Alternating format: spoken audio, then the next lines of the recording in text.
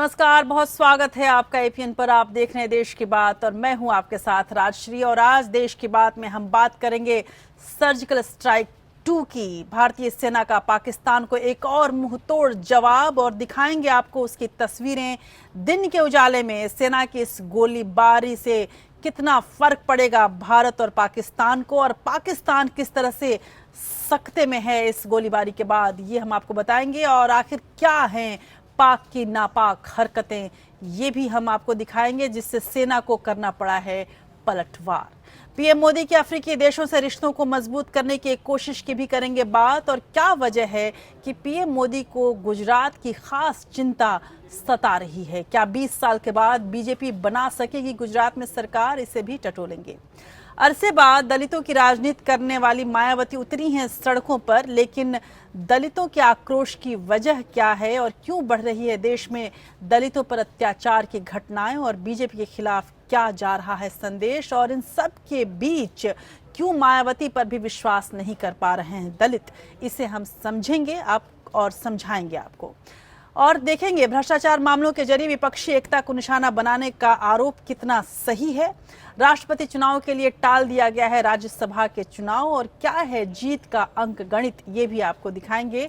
और क्या राज्यसभा पहुंचने की लालसा ने बिगाड़ा है आम आदमी पार्टी का समीकरण। आपके एक विधायक के सियासी ड्रामे से उपजा विवाद भी आपको बताएंगे, और साथ ही आपको दिखाएंगे कि क्यों अरविंद केजरीवाल के वकील किनारा कस लेंगे जेठमलानी के एक बयान से, क्योंकि वो नहीं चाहते कि अरुण जेटली मानहानि मुकदमे में उन पर अब ज्यादा जुर्माना लगे। देश विदेश की सत्ता और उसके गलियारों में जिसका नाम भर काफी होता है, ऐसे में एक तांत्रिक और धर्मगुरु की कहानी भी आपको सुनाएंगे। मंत्र, तंत्र, यंत्र और षड्यंत्र के बाद एक दगाबाज दोस्त की दहशतनाक हरकत का भी करेंगे खुलासा। नजर डालेंगे कि देश की अदालतों में कहां कहां क्या क्या चल रहा है, और जैसा कि हमने आपको बताया कि जेटली के केजरीवाल पर कानूनी वार के बारे में आपको बताएंगे, और अरविंद केजरीवाल के क्या रणनीति है ये भी हम आपको समझाएंगे। और इसी रणनीति के तहत अब अरविंद केजरीवाल राम जेठमलानी से किनारा कसने वाले हैं। और इसके अलावा हम बात देश विदेश की खबरों की भी करेंगे। ब्रिटेन के मैनचेस्टर में आत्मघाती हमले से दहला है पूरा यूरोप और अमेरिका, और बताएंगे कि सऊदी अरब में नवाज शरीफ की किस तरह से हुई किरकिरी। वो भाषण की तैयारी ही करते रह गए, लेकिन भाषण करने का वक्त ही उन्हें नहीं मिला, और डोनाल्ड ट्रंप के बोलने के बाद वो चुपचाप से उन्हें बैठना पड़ा। भारत के नौसैनिक अभ्यास पर क्यों गुस्सा रहा है चीन, ये भी हम आपको दिखाएंगे। इसके अलावा बात होगी इतिहास की, और एक ऐसे निर्माता निर्देशक को आज याद करेंगे जो आया था दक्षिण भारत से, और दक्षिण भारत से जब आया तो दक्षिण भारत के रंग भी वो बॉलीवुड में भरने लगा, और तमाम मसाला फिल्मों को उसने एक नई रंग रूप रेखा दे दी। तो उनकी भी हम चर्चा करेंगे आज, और इसके अलावा भी बहुत कुछ होगा। तो चलिए शुरू करते हैं देश की बात के इस नए सफर को।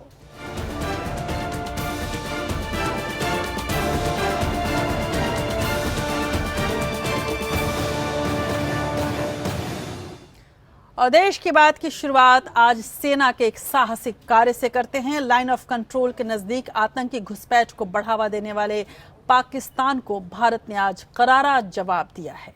भारतीय सेना ने एलओसी से सटे राजौरी के नौशेरा में पाकिस्तान की कई चौकियों को तबाह कर दिया। इस ऑपरेशन को अंजाम देने के लिए सेना ने rocket launchers, anti tank guided missiles, automated grenade launchers और इसके अलावा गन्स का भी इस्तेमाल किया। भारतीय सेना ने एक प्रेस वार्ता के दौरान इसका वीडियो भी रिलीज किया, और ये दिखाया कि किस तरह से भारतीय सेना ने ये पूरी कार्रवाई को अंजाम दिया है।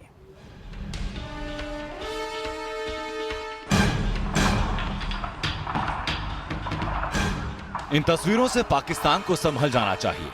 उसे ध्यान रखना चाहिए कि भारत अब उसकी कारगुजारियों पर चुप बैठने वाला नहीं, बल्कि उसे उसी की भाषा में जवाब देने को तैयार है।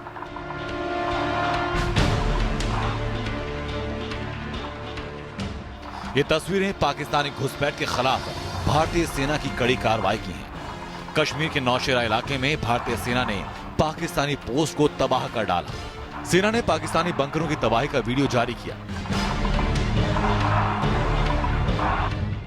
भारतीय सेना के मेजर जनरल अशोक नरूला ने कहा कि आतंकियों की घुसपैठ को रोकने के लिए सीमा पर बेहद कड़ी कार्रवाई की गई। हम यह यकीन करते हैं कि इन्फिल्ट्रेशन को बंद करें, और ऐसा करने के लिए हम एलसी को समय समय पर डोमिनेट करते रहते हैं। इस दौरान इस इलाके और पोस्ट जो आतंकवादियों को इन्फिल्ट्रेशन में मदद करते हैं उसे नुकसान पहुंचाया जाता है। हमारे हाल ही की कार्रवाई में जो कि नौशहरा सेक्टर में हुआ है उसमें पाकिस्तान पोस्ट को नुकसान पहुंचाया गया है और जो इन्फिल्ट्रेशन में सपोर्ट करते हैं ये हमारे काउंटर टेररिज्म स्ट्रेटजी का एक हिस्सा है। वीडियो में साफ दिख रहा है कि सेना ने पाकिस्तानी सेना की पोस्ट पर एक के बाद एक लगातार कई धमाके किए, जिसमें पाकिस्तानी पोस्ट पूरी तरह से तबाह हो गई। सेना ने पाकिस्तानी पोस्ट के बंकरों को निशाना बनाया और उसे पूरी तरह से तबाह कर दिया।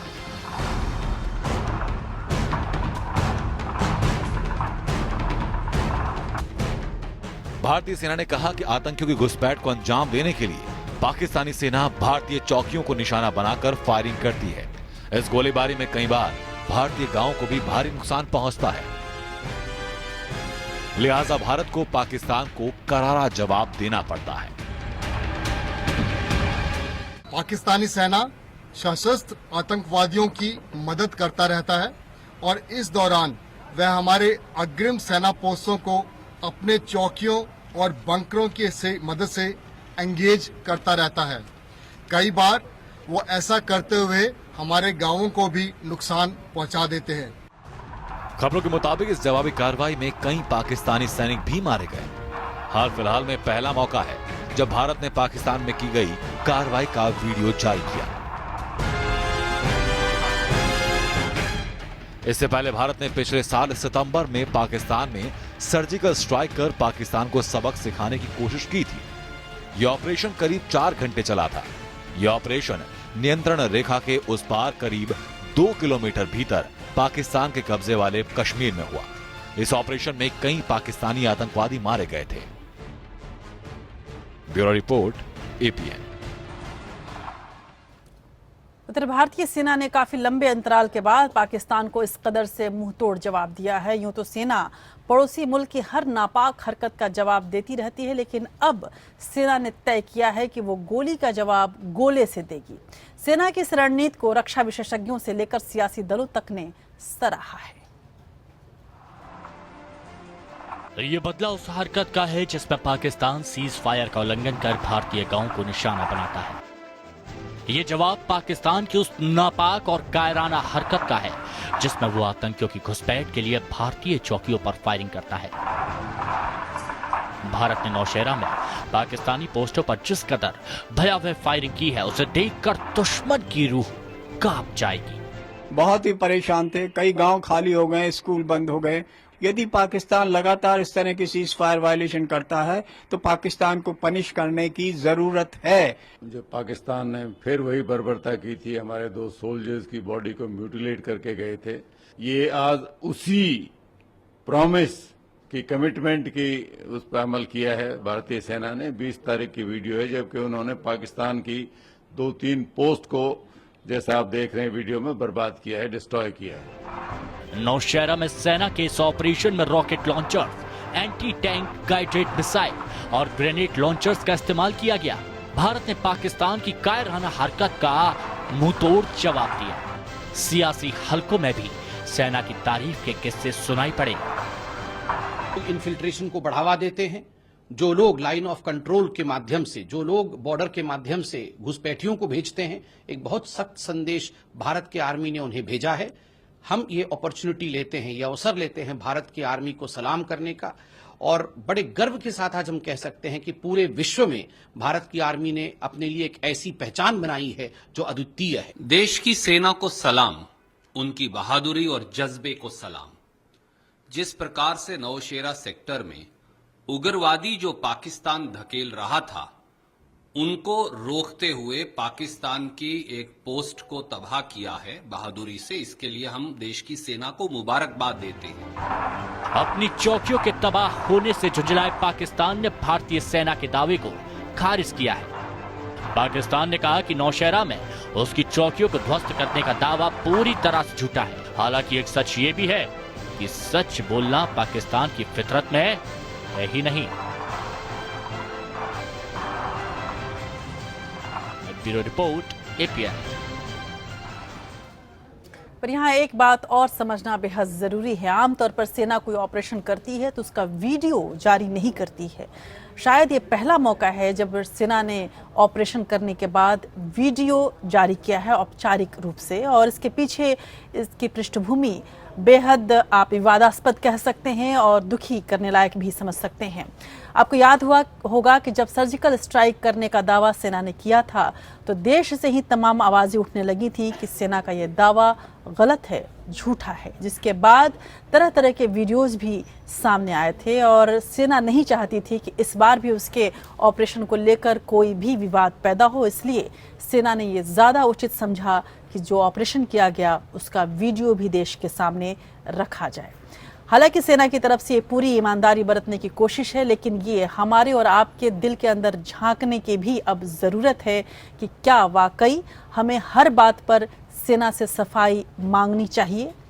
क्या हमें सेना पर विश्वास नहीं करना चाहिए? सेना के दावों पर विश्वास नहीं करना चाहिए? ज़रूरी है कि देश में ऐसा माहौल बनाया जाए जहां सेना की कार्रवाई का कोई सफाई सेना को न देना पड़े। बहरहाल कश्मीर घाटी को दहलाने के मकसद से पाकिस्तान अक्सर कायराना हरकतों को अंजाम देता रहता है। उसकी कोशिश कश्मीर के मुद्दे को सुलगाए रहने की रहती है, लिहाजा वो आतंकियों की घुसपैठ कराने के लिए सीज फायर का उल्लंघन भी करता रहता है, जैसा कि हम सभी जानते हैं।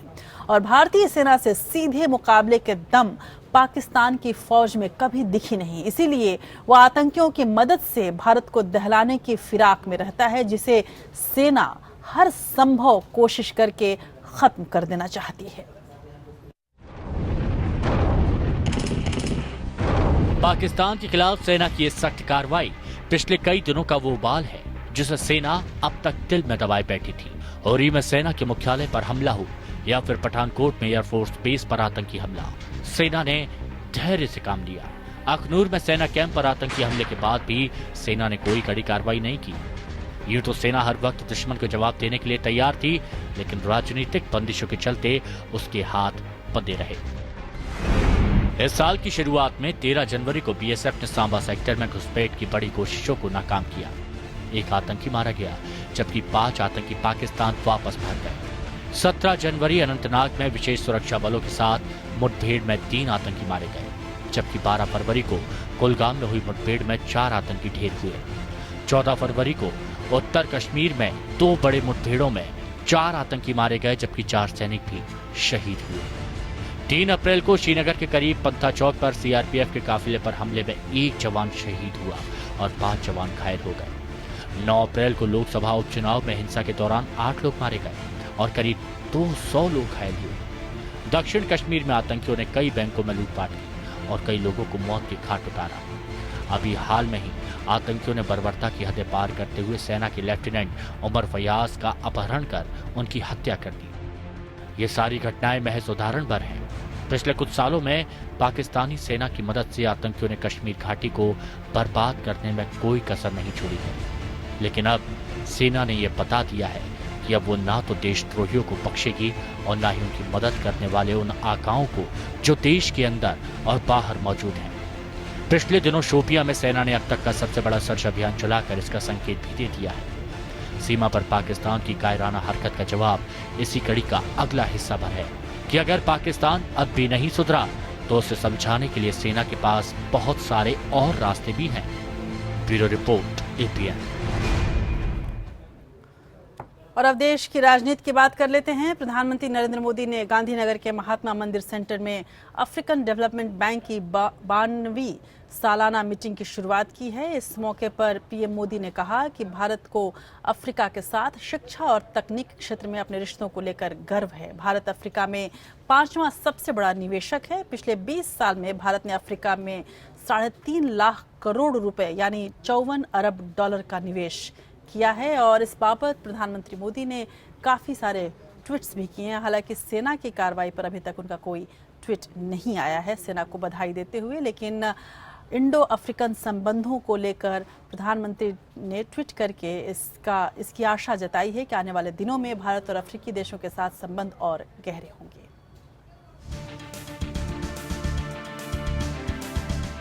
अफ्रीकन डेवलपमेंट बैंक की 52वीं सालाना बैठक में प्रधानमंत्री नरेंद्र मोदी ने भारत और अफ्रीकी देशों के साझा विकास का खाका सामने रखा। अपने संबोधन में पीएम मोदी ने कहा कि पिछले कुछ सालों में अफ्रीकन देशों से भारत का व्यापार बढ़ा है। अफ्रीकी देशों के साथ संबंध मजबूत हुए हैं। अफ्रीका के साथ संबंधों की गंभीरता पर बात करते हुए पीएम मोदी ने कहा कि उनके पद संभालने के बाद अफ्रीका को शीर्ष प्राथमिकता दी गई है। The Vice President visited 7 countries: Morocco, Tunisia, Nigeria, Mali, Algeria, Rwanda, and Uganda.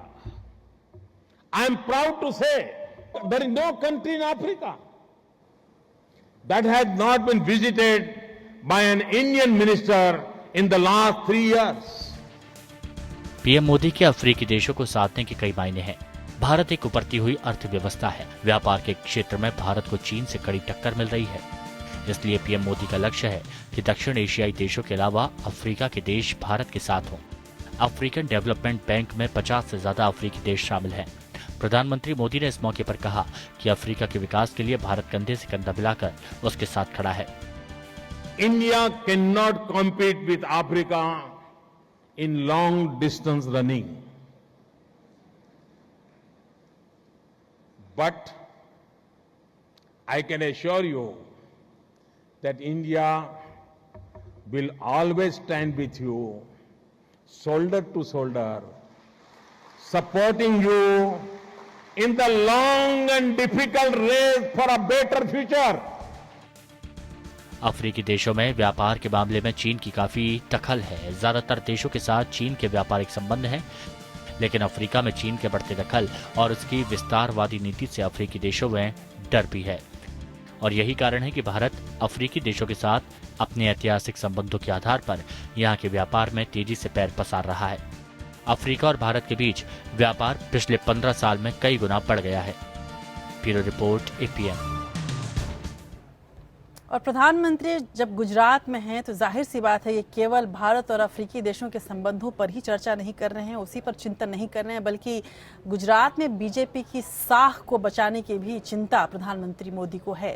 Gujarat के किले को बचाए रखना बीजेपी के लिए कितनी बड़ी मुश्किल का सबब है, इसका अंदाजा इस बात से ही लगाया जा सकता है कि 1 साल के भीतर ही प्रधानमंत्री मोदी तीसरी बार गुजरात के दौरे पर हैं। पीएम मोदी गुजरात में कई विकास कार्यों का उद्घाटन कर रहे हैं तो कई की नींव भी रख रहे हैं, लेकिन इन सब के बीच उनकी नज़र साल के अंत में होने वाले विधानसभा चुनाव पर भी है। गुजरात में सालों से सत्ता में बरकरार बीजेपी के लिए इस बार सबसे बड़ी चुनौती है कि उसे एक बार फिर से इस यहाँ पर अपनी सत्ता जमानी होगी और एक ही साथ कई मोर्चों पर विरोध का जो सामना उसे करना पड़ रहा है, उन तमाम विरोध को जवाब भी देना है। यही कारण है कि खुद पीएम मोदी अपनी इमेज के सहारे बीजेपी को गुजरात की सत्ता में वापस लाने को बेकरार हैं। साल के आखिर में होने वाले गुजरात विधानसभा चुनाव की तैयारियां शुरू हो गई हैं। उत्तर प्रदेश में लड़ाई जीत चुकी बीजेपी अब पीएम मोदी के गढ़ बचाने की कोशिश में लग गई है। हार्दिक पटेल के नेतृत्व में पटेल आरक्षण और राज्य में दलित ओबीसी आंदोलन ने बीजेपी को जोर का झटका दिया है। गुजरात की कुल आबादी 6 करोड़ 27 लाख है। इसमें पटेल पाटीदार लोगों की तादाद 20% है। लंबे समय से ये समुदाय आरक्षण की मांग कर रहा है। ये लोग खुद को ओबीसी कैटेगरी में शामिल करना चाहते हैं। राज्य में अभी ओबीसी रिजर्वेशन 27% है। गुजरात की कुल 182 विधानसभा सीटों में 54 सीटें सौराष्ट्र क्षेत्र से आती हैं। ये क्षेत्र राज्य में पटेल पाटीदारों के प्रभुत्व वाला है। सौराष्ट्र की 54 सीटें किसी भी पार्टी को न सिर्फ जादुई आंकड़े को पार पहुंचाने के लिए पर्याप्त हैं, बल्कि जादुई आंकड़ा पार करने वाली पार्टी को 150 सीटों से ज्यादा का स्तर पार करने के लिए भी बेहद अहम रहती हैं। सरकार बार बार ये दावा कर रही है कि पाटीदार आरक्षण आंदोलन खत्म हो चुका है, लेकिन आज भी पाटीदार उस दिन को याद करते हैं जब सरकार के आदेश के बाद पुलिस ने पाटीदारों पर फायरिंग और लाठीचार्ज किया था। दलित और ओबीसी समाज के जरिए भी बीजेपी के खिलाफ आंदोलन किए गए। हालांकि आंदोलन इतना असर नहीं छोड़ पाए जितना पाटीदार आंदोलन ने छोड़ा। ग्रामीण और शहरी इलाके में वोटर पट गए हैं। शहरों के अंदर आज भी बीजेपी के विकास, हिंदुत्व जैसे मुद्दों को लेकर वोटर जुड़े हुए हैं, जबकि ग्रामीण इलाकों की अलग अलग समस्या को लेकर वोटर बीजेपी से छूट रहे हैं। गुजरात में 60% लोग आज भी गांव में बसते हैं। ऐसे में इन्हें साथ जोड़कर रखना बीजेपी के लिए चुनौती है। इसके साथ ही पिछले 20 साल से चली आ रही सत्ता विरोधी लहर भी बीजेपी पर भारी पड़ सकती है। बीजेपी गुजरात में करीब 20 सालों से लगातार सत्ता में है, लिहाजा तमाम विकास के दावों के बीच ये बात उसके खिलाफ जा सकती है। यही कारण है कि पीएम मोदी ने न सिर्फ सूरत में बड़ा रोड शो किया बल्कि लगातार गुजरात का दौरा भी कर रहे हैं, क्योंकि प्रधानमंत्री बनने के बाद भी मोदी अभी गुजरात के सबसे बड़े नेता हैं। Bureau report APN। और गुजरात में भी पटेलों और दलितों की एक बड़ी समस्या उभर कर सामने आ रही है, जो बीजेपी के लिए चिंता का विषय है। लेकिन दलितों की समस्या महज गुजरात में ही नहीं बल्कि तमाम अन्य जगहों से भी बीजेपी के लिए चिंता का विषय बनती जा रही है। बीएसपी अध्यक्ष मायावती ने सहारनपुर के शबीरपुर गांव में हिंसा के शिकार हुए पीड़ित परिवारों से मुलाकात की है। मायावती ने इस हिंसा के लिए राज्य की योगी सरकार को जिम्मेदार बताया और प्रशासन पर ढुलमुल रवैया अपनाने का आरोप लगाया। लेकिन इस हिंसा में पीड़ित दलितों का कहना था कि मायावती अब बहुत देर से जागी हैं, हमारे दुख दर्द समझने वाला अब कोई नहीं रहा।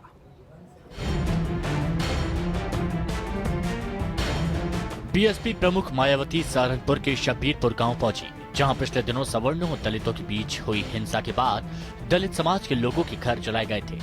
मायावती ने पीड़ित परिवारों की मदद के लिए मुआवजे का ऐलान किया। मायावती ने कहा कि जिनके घर जले उनको 50,000 रुपए और जिनका कम नुकसान हुआ है उनको 25,000 रुपए पार्टी की ओर से दिए जाएंगे। मायावती ने पीड़ित परिवारों से मुलाकात की और उनका हाल भी जाना। ये जो यहाँ पर वर्षों से जो क्षत्रियों में दलितों में भाईचारा इधर पैदा था, तो यहाँ पर तो जो वर्तमान में बीजेपी की सरकार चल रही है, मुझे तो ऐसा लग रहा है यहाँ के अधिकारियों का भी कम कसूर है। अधिकारी वही करते हैं डीएम एसएसपी जो सरकार का मुखिया कहता है। सहारनपुर हिंसा के लिए मायावती ने बीजेपी को जिम्मेदार ठहराया। बीएसपी प्रमुख ने प्रशासन पर भी सवाल उठाए। मायावती ने कहा कि शासन प्रशासन मुकदमे वापस लेकर दोनों के साथ न्याय करे। तो मेरी सरकार थी तब भी मैं आप लोगों को यही कहती थी, आज तो हमारी सरकार नहीं है। हमेशा मेरा आप लोगों को ये कहना रहा है कि दूसरे लोग गलती करें, कानून को हाथ में ले, लेकिन आप लोगों को कभी भी कानून अपने हाथ में नहीं लेना चाहिए। हमेशा मैं अपने लोगों को यही सलाह देती रही हूँ। शबीरपुर गांव में हुई हिंसा का मामला अब राजनीति की भेंट चढ़ने लगा है। करीब 3 साल बाद मायावती ने यूपी में किसी घटनास्थल का दौरा कर पीड़ित परिवार से मुलाकात की। इससे पहले 2014 में मायावती ने बदायूं कांड के दौरान पीड़ित परिवार से मुलाकात की थी। Bureau report APN। और आपको ये बता दें कि मायावती ने ये पूरी भाषणबाजी करके जैसे ही दोपहर में वहां से विदा लिया, ठीक उसके बाद एक बार फिर से वहां हिंसा भड़की और एक बार फिर से दलितों को निशाना बनाया गया। उत्तर प्रदेश में क्या वाकई दलित राजनीति नया मोड़ ले रही है? सहारनपुर में हिंसा के बाद भीमसेना के दिल्ली में शक्ति प्रदर्शन के साथ दलितों के बीच एक और चेहरा उभरने की कोशिश में दिख रहा है। मौजूदा राजनीति में अभी तक दलितों के रहनुमा के तौर पर मायावती का ही नाम उभर कर सामने आता था, लेकिन अब भीमसेना के मुखिया चंद्रशेखर ने इसको तोड़ने की कोशिश की है और जिस तरह से दलित मायावती से अपना मोहभंग मान रहे हैं, उससे ऐसा लग रहा है कि कहीं न कहीं दलित अब अपने लिए एक नया नेता ढूंढ रहे हैं। शायद इसीलिए मायावती को चुनाव के अलावा भी अपने घर से बाहर निकलकर सड़क पर उतरना पड़ रहा है, लेकिन फिर भी असर उसका दिख नहीं रहा है। ऐसे में क्या समझा जाए कि अब दलित राजनीति एक दूसरी धारा की ओर मुड़ रही है? क्या वो एक नई दिशा तलाश रही है? इसी को तलाशते हुए देखिए रिपोर्ट।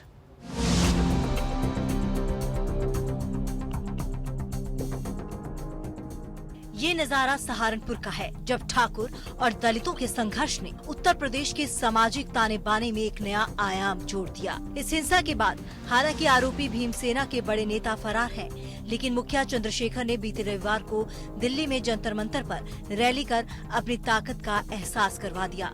इसी ने मायावती को मजबूर किया कि वो दलितों पर अपनी पकड़ बनाए रखने के लिए कवायद शुरू करें और वो सहारनपुर पहुँची।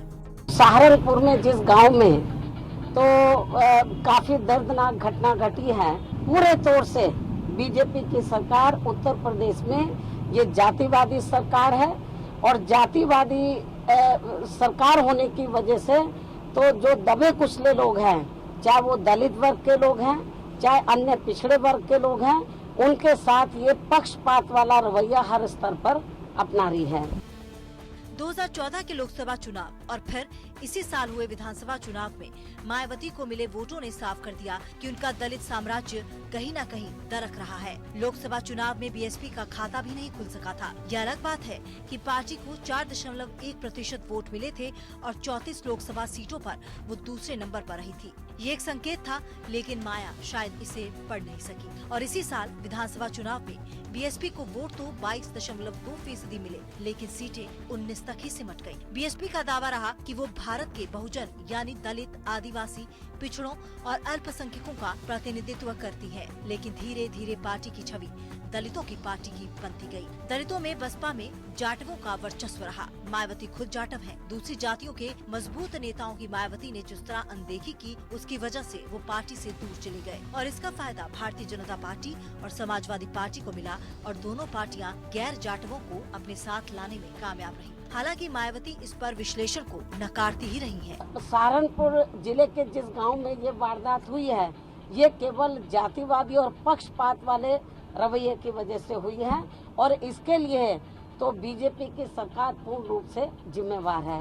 यही नहीं, उत्तर प्रदेश के बाहर बीएसपी का विस्तार भी नहीं हो सका, जबकि मध्य प्रदेश, राजस्थान, बिहार में दलित वोटों की संख्या ठीक ठाक है। मायावती के बहुजन से सर्वजन की ओर बढ़ने का भी खामियाजा पार्टी को भुगतना पड़ रहा है। उधर भीमसेना पुलिस के लिए भले एक उपद्रवी संगठन हो, लेकिन दलित समुदाय इसके लिए लड़ने मरने को तैयार दिख रहा है। जो जोश जुनून पहले मायावती को लेकर दलित समुदाय में देखा जाता था, वही जोश सहारनपुर में चंद्रशेखर को लेकर देखने को मिल रहा है। भीमसेना का निर्माण दलित समाज का शोषण से बचाने के लिए किया गया है। काशीराम और मायावती ने भी इसी मकसद से दलितों को अपने पीछे लामबंद किया था, लेकिन अब ये कमान भीमसेना के हाथ से फिसलती दिख रही है।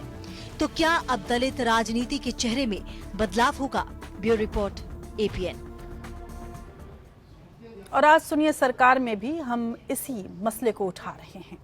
विश्व बंधुत्व और मानव मात्र के कल्याण का संदेश देने वाले हिंदुत्व को अपनी राजनीतिक चेतना का आधार कहने वाली बीजेपी की छवि दिनों दिन क्यों धूमिल पड़ती जा रही है? प्राणी मात्र से प्रेम की बात कहने वाले हिंदुत्व के नाम पर राजनीति करने वाली बीजेपी पर घृणा आधारित हिंसा को थामने में नाकामी के आरोप क्यों लग रहे हैं? हालात ये है कि इस हिंसा में शामिल असामाजिक तत्व भगवा पहनकर जगह जगह नफरत भी पैदा करने लगे हैं, ऐसे आरोप लगने लगे हैं। सवाल ये है कि क्या यही हिंदुत्व है? क्या यही वही हिंदुत्व है जिसके नाम पर बीजेपी सत्ता में आई थी? क्यों दलितों को अब बहानी पड़ रही है देवी देवताओं की प्रतिमाएं? क्या बीजेपी की छवि को लग रहा है ग्रहण? आज सुनिए सरकार में हम इसी बात को टटोलेंगे।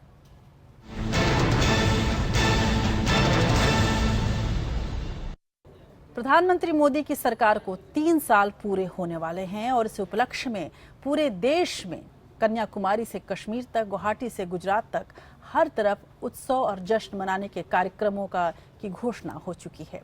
प्रधानमंत्री नरेंद्र मोदी ने सभी बीजेपी शासित राज्य सरकारों को सबका साथ सबका विकास की नीति पर शासन करने का संदेश दिया है, लेकिन हालात इसके उलट क्यों हैं? पीएम मोदी के बार बार दलित हितों की रक्षा की बात कहने के बावजूद उत्तर प्रदेश समेत हरियाणा, मध्य प्रदेश, छत्तीसगढ़, झारखंड, महाराष्ट्र और गुजरात सभी जगह से दलितों के साथ अत्याचार की लोमहर्षक घटनाएं लगातार सुनाई दे रही हैं। हालात ये है कि इस हिंसा के विरोध स्वरूप दलित धर्म परिवर्तन करना शुरू कर चुके हैं। ऐसे में मोदी सरकार की बदनामी के साथ ही बीजेपी की छवि पर भी असर पड़ रहा है। प्रधानमंत्री मोदी एक जननायक हैं, इसमें कोई शक नहीं। जब भी वो बोलते हैं तो उस बात का असर होता है, उसमें गंभीरता दिखाई देती है। लेकिन क्या बात है कि प्रधानमंत्री मोदी की बार बार अपील के बाद भी बीजेपी शासित राज्यों में तमाम लोगों का विश्वास उन्हें नहीं मिल रहा है और सबसे ज्यादा मुखर इसमें दलित हो रहे हैं। क्यों उनका मुंह भंग हो रहा है, देखिए इस रिपोर्ट में। और साथ ही हम इस बात की अपील भी करेंगे प्रधानमंत्री मोदी से, क्योंकि सरकार उनकी है, कि जब वो सबको साथ लेकर चलना चाह रहे हैं तो अभी तक पीड़ित रहे दलितों को जरूर साथ ले लें, क्योंकि वो हैं तो हम हैं।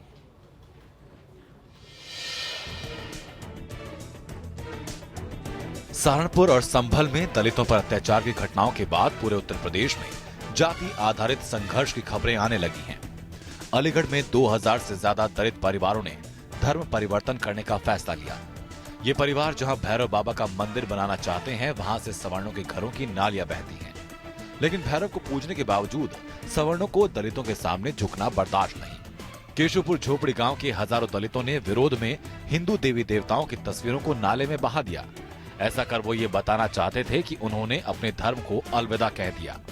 वोट लेने के टाइम पे या तो कोई सी सरकार हो, वोट लेने के टाइम पे तो हिंदू कहती है हमसे, और वोट लेते ही दलित हो जाते हैं। ये कौन सा हिंदू धर्म है? इसलिए हम हिंदू धर्म को छोड़ के मुसलमान धर्म परिवर्तन करना चाहते हैं।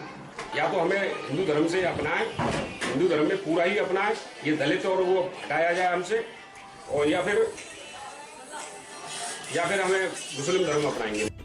इसके पहले मुरादाबाद के दलित समुदाय के 50 लोगों ने हिंदू धर्म त्याग कर इस्लाम धर्म ग्रहण करने का ऐलान किया। इन लोगों का कहना था कि केंद्र और राज्य की बीजेपी सरकार दलितों पर अत्याचार और उनके शोषण को बढ़ावा दे रही है। हाल ही में सहारनपुर और संभल में बीजेपी कार्यकर्ताओं पर दलित समुदाय पर हमले का आरोप लगा। सहारनपुर में 180 दलित परिवारों ने हिंदू धर्म को तिलांजलि देकर बौद्ध धर्म अपना लिया। उनका हिंदू धर्म से इतना मोह भंग हो गया कि इन लोगों ने अपने घरों में रखी प्रतिमाएं प्रवाहित कर दी। संभल में हालात ये हैं कि सवर्णों ने नाइयों को वाल्मीकि समुदाय के बाल काटना निषिद्ध कर दिया, लिहाजा अब वो मुसलमान बनने पर आमादा हैं। इससे पहले आगरा में एक दलित महिला की पिटाई की गई और बाल काट दिए गए। जिस कन्नौज में रेप के बाद एक दलित महिला को एसिड से नहला दिया गया था, उसी कन्नौज के तिरवा तहसील के अगौज गांव में आज भी सर पर मैला ढोने की प्रथा है। धन्य है योगी राज और धन्य है योगी जी का शासन। एक तरफ सीएम योगी अल्पसंख्यकों से जुड़े मुद्दे उठाकर हिंदू हृदय सम्राट बनने की कोशिश कर रहे हैं, तो दूसरी तरफ दलितों पर बढ़ते अत्याचारों की वजह से उन पर भी जातिवादी होने के आरोपों की पुष्टि हो रही है। जबकि साधु की कोई जाति नहीं होती, जोगी होना खुद जात धर्म से ऊपर उठना है। मुस्लिम जोगियों की भी 1000 साल से ज्यादा पुरानी परंपरा है। फिर भी मुख्यमंत्री सबका साथ सबका विकास का संदेश देने में नाकाम नजर आ रहे हैं। लेकिन मामला सिर्फ उत्तर प्रदेश का ही नहीं, हरियाणा में भी यही हालात हैं। पिछले साल हिसार में दलित परिवार पर तेजाब से हमला बोला गया था। फरीदाबाद में पंचायत चुनाव में वोट न देने पर दलितों की पिटाई की गई थी। गुजरात का ऊना कांड कोई कैसे भूल सकता है। –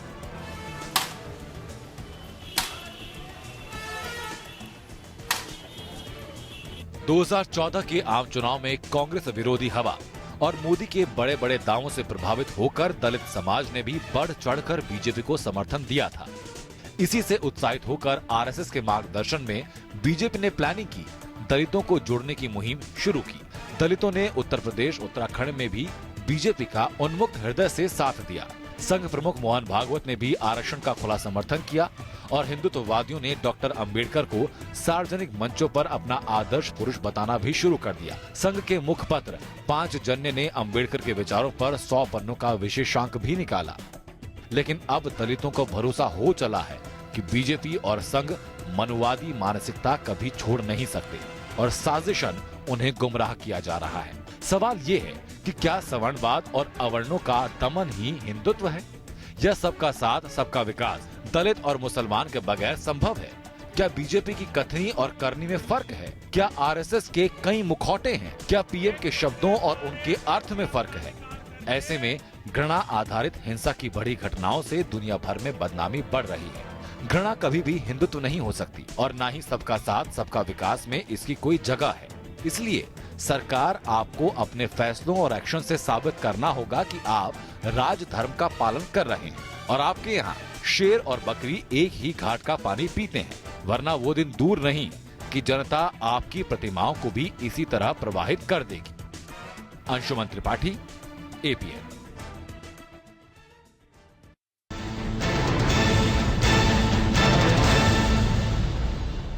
बढ़ते एक और बड़ी खबर की तरफ, और एक बड़े व्यक्ति से जुड़ा हुआ है ये खबर। और आज मशहूर तांत्रिक और विवादास्पद धर्मगुरु चंद्रास्वामी का निधन हो गया। चंद्रास्वामी 66 साल के थे। चंद्रास्वामी की राजनीतिक गलियारों में घुसपैठ तो इंदिरा गांधी के शासनकाल से ही हो चुकी थी, लेकिन पीवी नरसिम्हा राव के प्रधानमंत्री बनने पर वो चर्चा में आए। उन पर पूर्व प्रधानमंत्री राजीव गांधी की हत्या के षड्यंत्र में शामिल होने का भी आरोप लगा, लेकिन इसके सबूत नहीं मिले। चंद्रास्वामी काफी दिनों से डायलिसिस पर थे। पिछले दिनों उनकी तबीयत काफी बिगड़ गई थी, जिसके बाद उनके कई अंगों ने काम करना बंद कर दिया था। चंद्रास्वामी को तंत्र मंत्र और राजनीति को एक साथ जोड़ने के लिए जाना जाता है।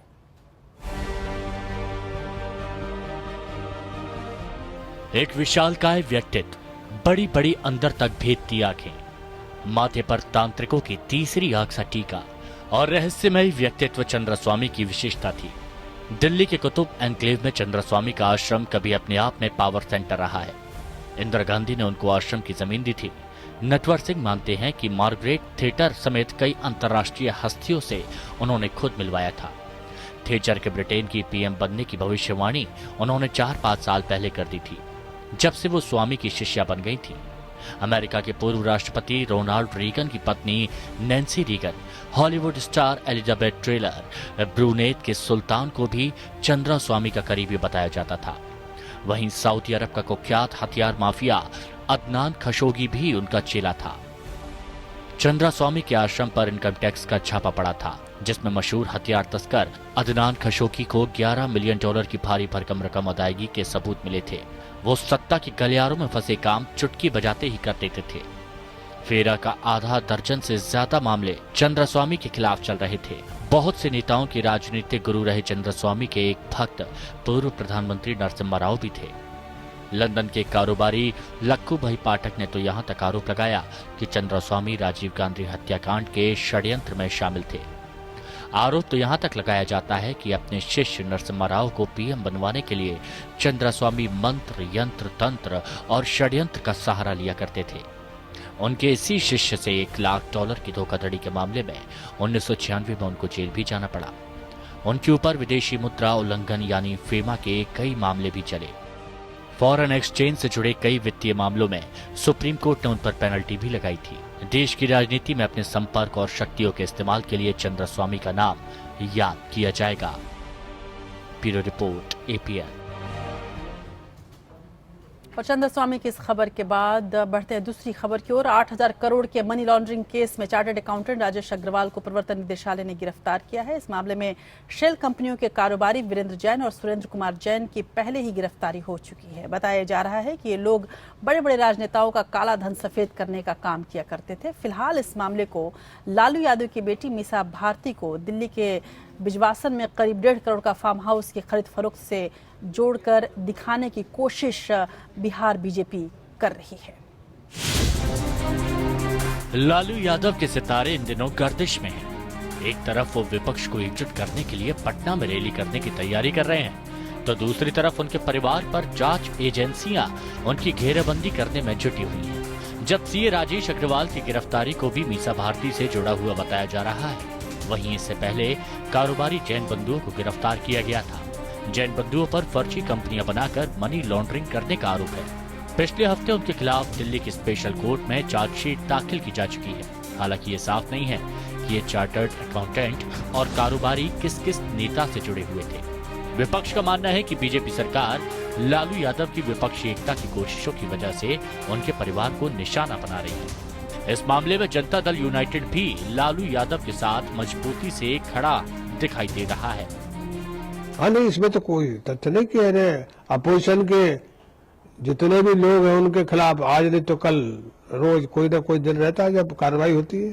देखिए, आमतौर पर इन्वेस्टिगेटिंग एजेंसीज की जो रोल है उसको हम क्वेश्चन नहीं करते हैं, लेकिन इधर DRI, ED और CBI की सक्रियता बढ़ी है, जो सरप्राइजिंग है। विपक्ष का कहना है कि ये विपक्ष को बदनाम करने की साजिश है। जैन बंधुओं पर दायर चार्जशीट और सीए राजेश अग्रवाल की गिरफ्तारी की आड़ में लालू यादव को निशाना बनाया जा रहा है। देखिए, इस सवाल पर भारतीय जनता पार्टी के आरोपों का जवाब राष्ट्रीय जनता दल की ओर से दिया जा रहा है और वो लगातार पार्टी के आरोपों का जवाब राष्ट्रीय जनता दल बखूबी दे रहे हैं की ओर से दिया जा रहा है। हाल में लालू यादव और उनके परिवार के कथित कारोबार से जुड़े दिल्ली, गुड़गांव, नोएडा और रेवाड़ी के 22 ठिकानों पर पिछले मंगलवार को इनकम टैक्स डिपार्टमेंट के छापों की खबर फैली थी, लेकिन छापों से इनकार करते हुए प्रेस कॉन्फ्रेंस कर लालू यादव ने खुद इन 22 ठिकानों का पता पूछा था।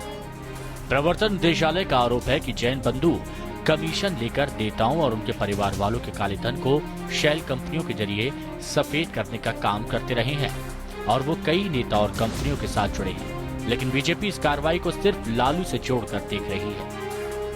भ्रष्टाचार से जीरो टॉलरेंस है इस सरकार में, और भ्रष्टाचार के खिलाफ जितनी एजेंसियां लगी हुई हैं उनको खुली छूट है, बिना दबाव के, बिना भेदभाव के वो काम करती हैं। दरअसल छापों से हफ्ते भर पहले ही बीजेपी ने लालू यादव, मीसा भारती, बेटे तेजस्वी और तेज प्रताप पर बेनामी प्रॉपर्टी रखने के आरोप लगाए थे। केंद्र से जांच की मांग भी की थी। इन व्यापारियों और चार्टर्ड अकाउंटेंट के खिलाफ चल रही कार्रवाई को सिर्फ मीसा भारती से जुड़ा बताया जा रहा है। ऐसे में सवाल ये उठता है कि जब ये लोग कई नेताओं से जुड़े हुए हैं तो बाकी नेताओं के नाम क्यों छिपाए जा रहे हैं, और अगर मीसा भारती से जुड़ा मामला है तो अब तक उनकी गिरफ्तारी क्यों नहीं की गई। यही सवाल पी चिदम्बरम के मामले में भी है कि कांग्रेस सरकार में वित्त मंत्री रहते उनकी कलम से उनके बेटे ने फायदा उठाया है तो उनको खुला क्यों छोड़ा गया है। एआईएडीएम के नेता दिनकरन के मुद्दे में भी दूसरे कई नेताओं के फंसने का अंदेशा है। भ्रष्टाचार के हमाम में सब सियासतदान नंगे हैं, इसलिए ऐसे मामले सिर्फ सियासत के लिए उठाए जा रहे हैं। सवाल छापों और जांच के समय को लेकर खड़ा हो रहा है। इन दिनों बीजेपी जहां विपक्ष मुक्त भारत बनाने की मुहिम में जुटी हुई है, वहीं लालू यादव विपक्षी दलों को एकजुट करने के लिए 27 अगस्त को पटना के गांधी मैदान में रैली की तैयारियों में लगे हुए हैं। ऐसे में भले ही कितनी भी नेक नियति से कार्रवाई की जा रही हो, सरकार की मंशा पर सवाल उठने लाजमी है। Bureau report, APN. चुनाव आयोग ने राज्यसभा के 10 सीटों के लिए घोषित चुनाव रद्द कर दिया है। इन सीटों के लिए 8 जून को मतदान कराया जाना था। जुलाई में होने जा रहे राष्ट्रपति चुनाव और 3 जून से ईवीएम चैलेंज शुरू होने से चुनाव की तारीख टकरा रही थी। इसी बात का हवाला देते हुए आयोग ने पूर्व घोषित चुनाव रद्द कर दिए। आयोग ने कहा कि उचित प्रक्रिया में नई तारीख की घोषणा की जाएगी। राज्यसभा के जाने माने चेहरों का कार्यकाल जुलाई और अगस्त में खत्म हो रहा है। कांग्रेस अध्यक्षा सोनिया गांधी के राजनीतिक सचिव अहमद पटेल, सीपीएम के महासचिव सीताराम येचुरी, केंद्रीय मंत्री स्मृति ईरानी और तृणमूल कांग्रेस नेता डेरेक ओब्रायन सहित राज्यसभा के 10 सांसदों का कार्यकाल अगस्त में खत्म हो जाएगा। राज्यसभा से जिन 10 सदस्यों का कार्यकाल खत्म हो रहा है उनमें से 4 तृणमूल कांग्रेस के, 3 कांग्रेस, 2 बीजेपी और 1 सीपीएम के हैं। गोवा से कांग्रेस सदस्य शांताराम नाइक का कार्यकाल 28 जुलाई को समाप्त हो रहा है, जबकि गुजरात से अहमद पटेल, दिलीप भाई पांडे और स्मृति ईरानी का कार्यकाल 18 अगस्त तक है।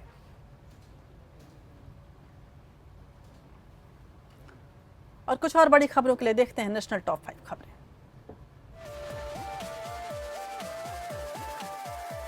भारतीय नागरिक कुलभूषण जाधव के फांसी की सजा के बाद पाकिस्तान में एक और भारतीय नागरिक की गिरफ्तारी का मामला सामने आया है। पाक में अरेस्ट हुए भारतीय का नाम है शेख नबी अहमद और वो मुंबई के रहने वाला बताया जा रहा है। भारत ने शेख नबी अहमद को राजनयिक मदद देने की पाकिस्तान से मांग की है। सरकार को नई मुद्रा की छपाई और परिवहन में मदद करने के बाद सेना नोटबंदी के बाद बैंकों में आए पुराने नोटों को निपटाने में सरकार की मदद करेगी। खबर है कि सरकार ने सेना से मुद्रा की जांच के लिए 15 टीमें देने के लिए कहा है। हालांकि ये साफ नहीं है कि निपटान के लिए कौन सा तरीका अपनाया जाएगा। मध्य प्रदेश में सरकारी तंत्र के दुरुपयोग का मामला सामने आया है, जहां राज्य सरकार की ओर से आयोजित सामूहिक शादी समारोह में सरकारी स्कूल के 400 शिक्षकों को वेटर के तौर पर काम कराया गया। ये वाकया सिंगरौली जिले में हुए मुख्यमंत्री कन्यादान योजना कार्यक्रम का है। शिक्षकों के विरोध के चलते उन्हें सीएम शिवराज सिंह चौहान के आने से ठीक पहले वहां से हटा दिया गया। भारत चीन सीमा के पास भारतीय वायुसेना का सुखोई 30 जेट लापता हो गया है। विमान में 2 पायलट सवार थे। कहा जा रहा है कि रडार से संपर्क टूटने के बाद विमान लापता हो गया। इस विमान ने असम के तेजपुर एयरबेस से सुबह 10:30 बजे उड़ान भरी थी, लेकिन 11 बजे के बाद इसका रेडियो और रडार से संपर्क टूट गया। आज सुबह से भारतीय बाजार में तेजी का माहौल था, लेकिन दोपहर 3 बजे के करीब भारतीय सेना की पाकिस्तानी चौकियों पर हमले का वीडियो जारी करने के बाद से शेयर बाजार में घबराहट छा गई। कारोबार के आखिरी मिनटों में सेंसेक्स निफ्टी में बड़ी गिरावट आई और सेंसेक्स तो 200 अंकों से ज्यादा टूट गया। आखिरी 10 मिनटों में सेंसेक्स 30,500 के नीचे फिसल कर बंद हुआ है।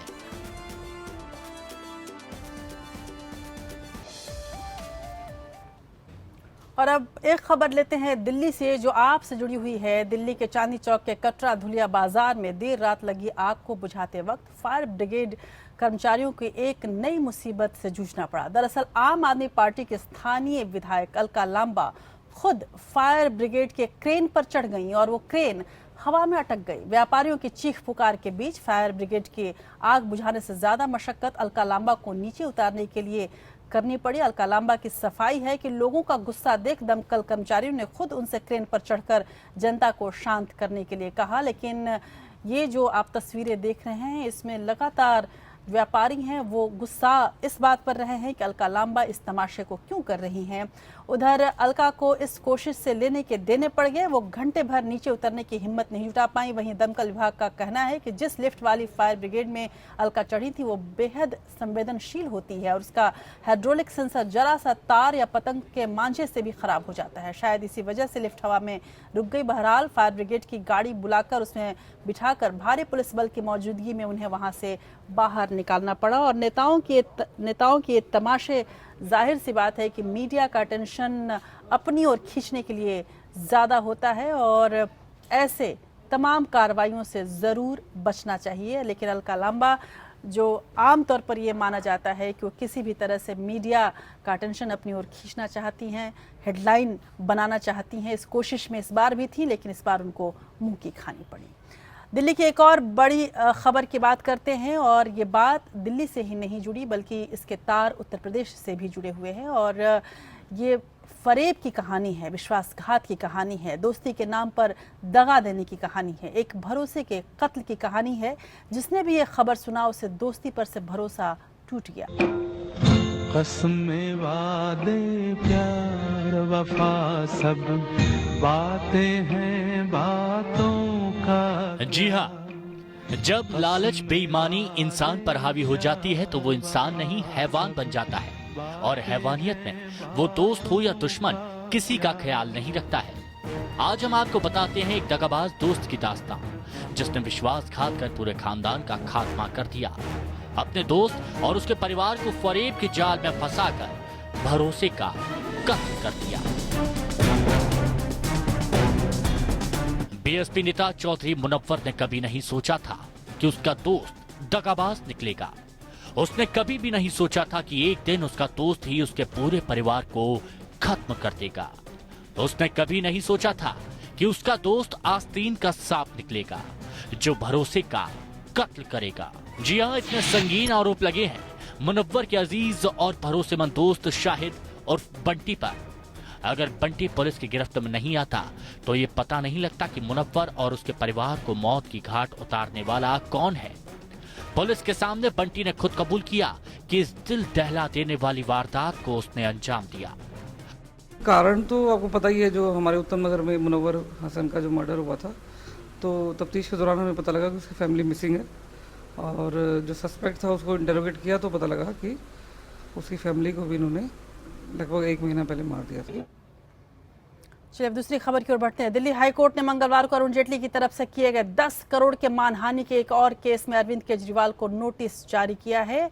जेटली ने डीडीसीए से जुड़े मामले में केजरीवाल के खिलाफ पहले से ही 10 करोड़ का मानहानि का मुकदमा दायर कर रखा है। यानी अब मानहानि की राशि 20 करोड़ पर दिल्ली हाईकोर्ट में सुनवाई चलेगी। बीते बुधवार सुनवाई के दौरान जेटली और केजरीवाल के वकील राम जेठमलानी के बीच तल्ख बहस हुई थी। जेठमलानी ने जेटली को आपत्तिजनक शब्द कहे थे, इससे जेटली गुस्सा हो गए थे। इसी के बाद सोमवार को उन्होंने नया केस दायर किया। बता दें कि यह मामला जेटली बनाम जेठमलानी का होता जा रहा है। इस बीच हमारे सूत्र ये भी बता रहे हैं कि अरविंद केजरीवाल के वकील ने ये सोच लिया है और अरविंद केजरीवाल के वकील ने ये रणनीति बनाई है कि वो कोर्ट में इस बात को स्पष्ट करेंगे कि जो भी शब्द जेटली को बोला गया था वो जेठमलानी के अपने शब्द थे, न कि अरविंद केजरीवाल ने उन्हें कहा था ये बोलने के लिए। आतंक का कोई मजहब नहीं होता, आतंक की कोई खास जगह भी नहीं होती। ये बात अब धीरे धीरे उस यूरोप की भी समझ में आने लगी है जो अब से कुछ वक्त पहले तक इससे मुंह फेरे रहता था। पिछले कुछ सालों से आतंकियों ने यूरोप को आतंक का नया अड्डा बना लिया है। जर्मनी, फ्रांस, बेल्जियम और ब्रिटेन तक उनके धमाकों की गूंज सुनाई दे रही है। ताजा मामला ब्रिटेन का है जहां आतंकी धमाके में 22 लोगों की मौत होने की खबर है। भारतीय प्रधानमंत्री नरेंद्र मोदी के साथ साथ दुनिया भर के तमाम बड़े नेताओं ने ब्रिटेन के मैनचेस्टर में हुए आत्मघाती हमले में 22 लोगों की मौत पर अफसोस जताया है। इस आत्मघाती हमले में 50 से ज्यादा लोग घायल हो गए। हमला उस वक्त हुआ जब मैनचेस्टर एरिना में अमेरिकी सिंगर आरियाना ग्रांडे का कॉन्सर्ट खत्म हो गया था। ब्रिटेन के पीएम थेरेसा मे ने इसे आत्मघाती हमला करार दिया है।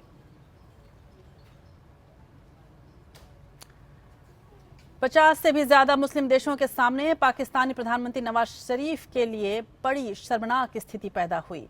सऊदी समिट के लिए वो घंटों तक जिस भाषण का रिहर्सल करते रहे उसे देने का उन्हें मौका ही नहीं मिला, या यूं कहें कि उन्हें मौका दिया ही नहीं गया। ऊपर से बेइज्जती ये कि आतंकवाद के शिकार देशों में अमेरिका ने भारत का नाम तो लिया लेकिन पाकिस्तान का जिक्र भी नहीं किया। सऊदी अरब की राजधानी रियाद में अरब इस्लामिक अमेरिकन समिट हुई। इसमें पाकिस्तान समेत दुनिया के तमाम मुस्लिम देश शामिल हुए। राष्ट्रपति बनने के बाद डोनाल्ड ट्रंप की ये पहली विदेश यात्रा है। अमेरिका ने पहले ही साफ कर दिया था कि समिट का मुख्य मुद्दा आतंकवाद ही रहेगा। खबरों के मुताबिक नवाज शरीफ जब रियाद के लिए रवाना हुए तो फ्लाइट में समिट में दी जाने वाली स्पीच के रिहर्सल करते दिखे, लेकिन हद तो तब हो गई जब कई छोटे मुस्लिम मुल्कों के प्रतिनिधियों को तो बोलने का मौका दिया गया, लेकिन नवाज शरीफ को यह मौका नहीं दिया गया। उधर विवादित दक्षिण चीन सागर में भारत और सिंगापुर के नौसैनिक अभ्यास पर चीन ने प्रतिक्रिया दी है। चीन के विदेश मंत्रालय ने कहा कि अगर ये सहयोग और साझेदारी क्षेत्रीय सुरक्षा और स्थिरता के लिए है तो हमें कोई दिक्कत नहीं है। चीन विवादित दक्षिण चीन सागर में भारत और सिंगापुर के संयुक्त नौसैनिक अभ्यास का विरोध तब तक नहीं करेगा जब तक ये उसके हितों के लिए नुकसानदायक नहीं है, वह यह समझता रहेगा। दक्षिण चीन सागर में सिंगापुर के साथ भारत का नौसैनिक युद्धाभ्यास चीन को बुरी तरह से अखर रहा है।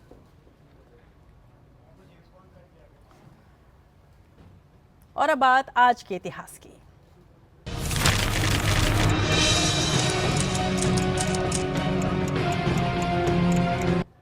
तेईस मई 1592 में वियना में जियोर्डानो ब्रूनो गिरफ्तार किए गए थे। उनका मानना था कि पृथ्वी सूरज के चारों ओर घूमती है। उनकी इस मान्यता को धर्म विरुद्ध हरकत माना गया और जिसकी वजह से उन्हें गिरफ्तार करके जेल में डाल दिया गया।